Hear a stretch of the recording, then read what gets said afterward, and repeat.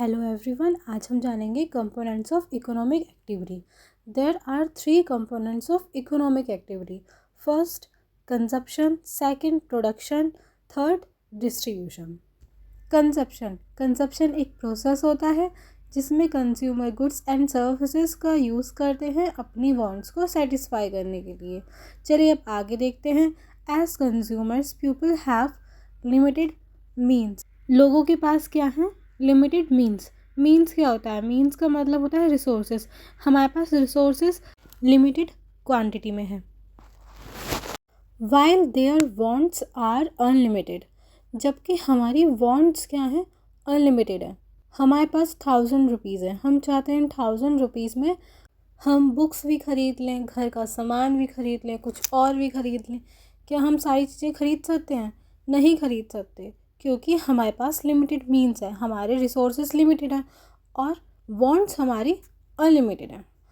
अब the way in which they allocated their given means income on the purchase of different goods and services so that their satisfaction is maximised. एक consumer अपने resources को किस तरह से allocate करता है, जो उसके पास इनकम है वो उस इनकम को किस तरह से खर्च करता है डिफरेंट गुड्स एंड सर्विसेज पर, जिससे उस पर्सन को मिलने वाला सेटिस्फैक्शन हायर हो जाए।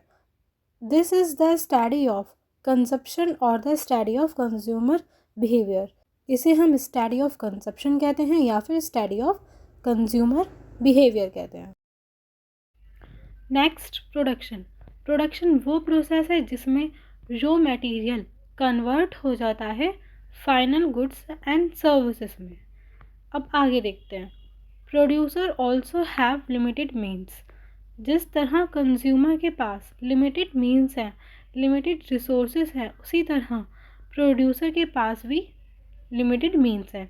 While they have a wide range of good and services to choose from for their firms and factory, जबकि प्रोड्यूसर क्या गुड्स एंड सर्विसेज चूज़ करेगा प्रोड्यूस करने के लिए, ये उसके पास वाइड रेंज में उपलब्ध है।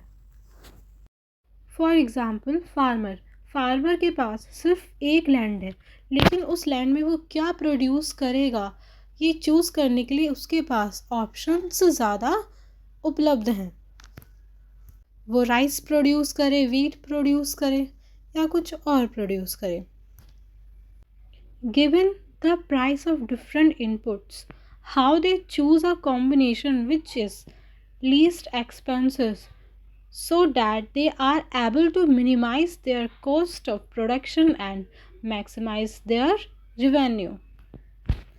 प्रोड्यूसर किस तरह से इनपुट्स को चूज़ करे जिससे उसका खर्चा कम आए, so that they are able to minimise their cost, वो अपनी कॉस्ट को कम कर सके, एंड मैक्सिमाइज देयर रिवेन्यू, और अपने रिवेन्यू को ज़्यादा कर सके, अपने प्रॉफिट को बढ़ा सके। This is the study of production और the study of producer behaviour. इसे हम स्टडी ऑफ प्रोडक्शन कहते हैं या फिर स्टडी ऑफ प्रोड्यूसर बिहेवियर कहते हैं।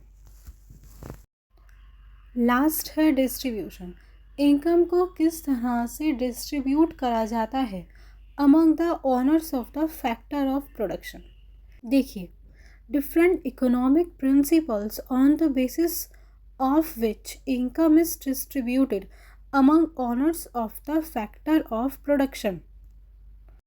इकोनॉमिक प्रिंसिपल्स हैं जिनके बेसिस पे इनकम को डिस्ट्रीब्यूट करा जाता है among owner of the factor of production.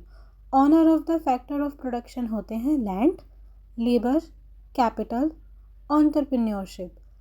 Land, owner of land को दिया जाता है रेंट। लेबर सर्विस प्रोवाइड करती हैं जिन्हें मिलते हैं वेजेस। ऑनर्स ऑफ कैपिटल को मिलता है इंटरेस्ट, एंटरप्रेन्योर्स को मिलता है profit. Such a study is called distribution theory in economics. Economics में इस स्टडी को हम डिस्ट्रीब्यूशन थ्योरी कहते हैं। Thank you for watching.